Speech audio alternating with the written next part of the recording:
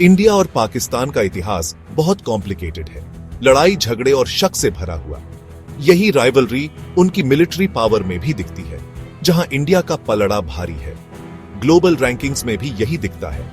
India 4th position पर है global military power में, जबकि पाकिस्तान 12th पर। यह डिफरेंस इंडिया की बड़ी इकोनॉमी, स्ट्रॉन्ग इंडस्ट्रियल बेस और ज्यादा डिफेंस स्पेंडिंग की वजह से है। इंडिया के एक्टिव मिलिट्री पर्सनल लगभग 1.45 मिलियन है, जो पाकिस्तान के 654,000 से बहुत ज्यादा है। इसके अलावा इंडिया के रिजर्व फोर्स में 1.15 मिलियन और 2.5 मिलियन का पैरामिलिट्री फोर्स है, जो पाकिस्तान के मुकाबले बहुत बड़ा है।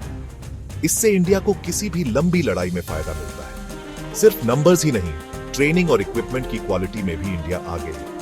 इंडियन आर्म्ड फोर्सेस दुनिया भर के पार्टनर्स के साथ रेगुलर जॉइंट एक्सरसाइजेस करते हैं, जिससे उनकी इंटरऑपरेबिलिटी और ऑपरेशनल रेडीनेस बढ़ती है। पाकिस्तान की ट्रेनिंग और इक्विपमेंट भले ही इंप्रूव हो रहे हैं, लेकिन अभी भी पीछे हैं, जिससे वो इंडिया की ताकत का मुकाबला नहीं कर सकते। दोनों देशों की एयर पावर में जमीन आसमान का फर्क है।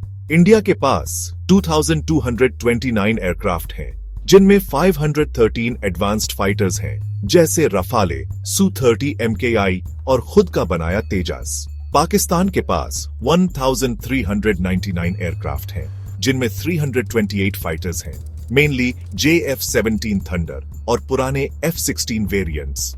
ये टेक्नोलॉजिकल गैप उनके एयरक्राफ्ट की कैपेबिलिटीज में साफ दिखता है। इंडियन फाइटर्स के पास बेटर एवियोनिक्स, ज्यादा रेंज और एडवांस्ड वेपन्स हैं।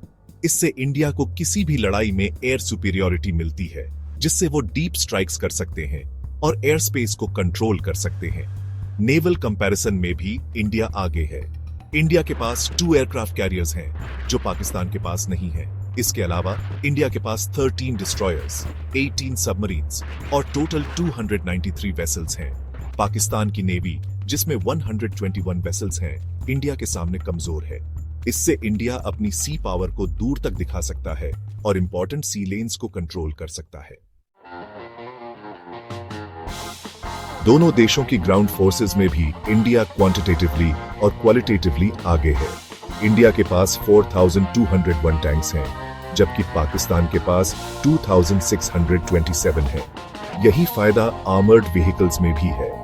इंडिया के पास 148,594 है, जबकि पाकिस्तान के पास 17,516 है। हालांकि पाकिस्तान के पास आर्टिलरी पीसेस ज्यादा हैं, लेकिन इंडिया की ओवरऑल ग्राउंड फोर्सेस ज्यादा मोबाइल, टेक्नोलॉजिकली एडवांस्ड और मॉडर्न वॉरफेयर के लिए बेटर इक्विप्ड हैं। इस सब में एक और चीज जुड़ जाती है, न्यूक्लियर वेपन्स। इंडिया और पाकिस्तान दोनों न्यूक्लियर आर्म्ड नेशंस हैं। इंडिया के पास बड़ा और डाइवर्स न्यूक्लियर आर्सेनल है, जिसमें अग्निवीर बैलिस्टिक मिसाइल भी है, जिसकी रेंज 5200 किलोमीटर से ज्यादा है। लेकिन पाकिस्तान के न्यूक्लियर डिटरेंट को इग्नोर नहीं किया जा सकता। पाकिस्तान की शाहीन-3 मिसाइल, जिसकी रेंज 2750 किलोमीटर है, और लॉन्ग रेंज कैपेबिलिटीज की कोशिशें ये बताती हैं कि किसी भी एस्केलेशन के डेंजरस रिजल्ट्स हो सकते हैं। इस शेयर्ड न्यूक्लियर थ्रेट की वजह से इंडिया पाकिस्तान डायनामिक में बहुत कॉशन और अनप्रेडिक्टेबिलिटी है।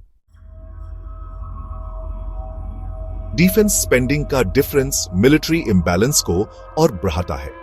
इंडिया का डिफेंस बजट $75 बिलियन से ज्यादा है, जो पाकिस्तान के $7.6 बिलियन से बहुत ज्यादा है।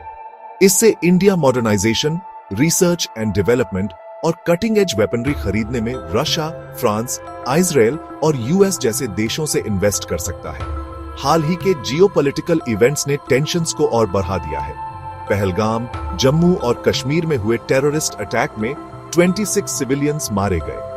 इसके जवाब में इंडिया ने इंडस वाटर्स ट्रीटी सस्पेंड कर दी, अट्टारी बॉर्डर बंद कर दी और कई डिप्लोमेटिक मेजर्स लिए।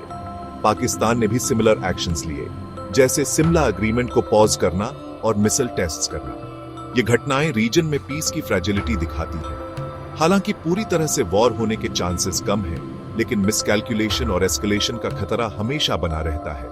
न्यूक्लियर वेपन्स की मौजूदगी रिस्क्स को और बढ़ा देती है, जिससे दोनों तरफ से रिस्ट्रेंट और डायलॉग की जरूरत है। साउथ एशिया का फ्यूचर इस प्रिकेरियस बैलेंस ऑफ पावर को मैनेज करने पर डिपेंड करता है।